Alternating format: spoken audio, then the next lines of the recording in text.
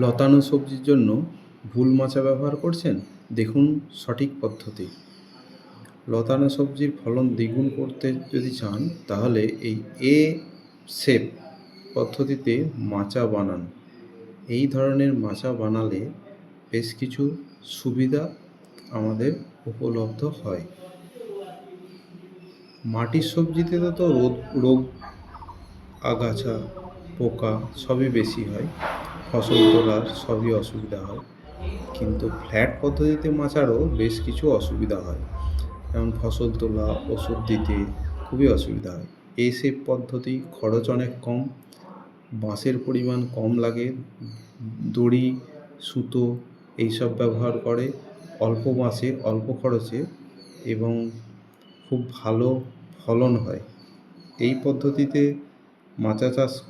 মাচাতে ফসল চাষ করলে আগাছা এবং নিড়ানের সুবিধা হবে, এদিক ওদিক আলো বাতাস খেলতে পারবে, দুদিক থেকে ফসল তোলা যাবে, দুদিক থেকে কীটনাশক, ছত্রাকনাশক, আগাছানাশক ইত্যাদি স্প্রে করা যাবে, এবং এই মাচাগুলি ঝড়েতে পড়ে না। প্রয়োগেরও সুবিধা আছে এই মাচাতে।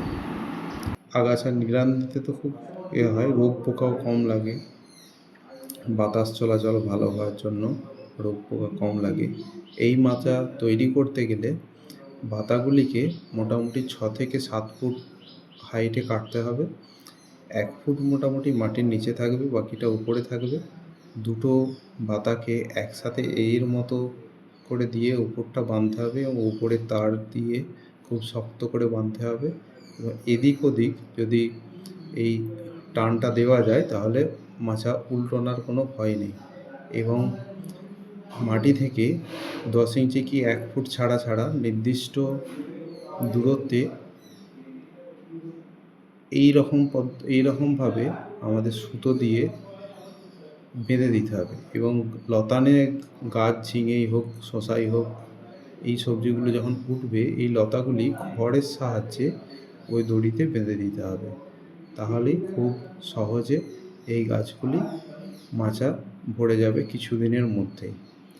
এই পদ্ধতিতে ফসল চাষ করে চাষিরা লাভের মুখ দেখছে, এবং খরচ অনেক কম।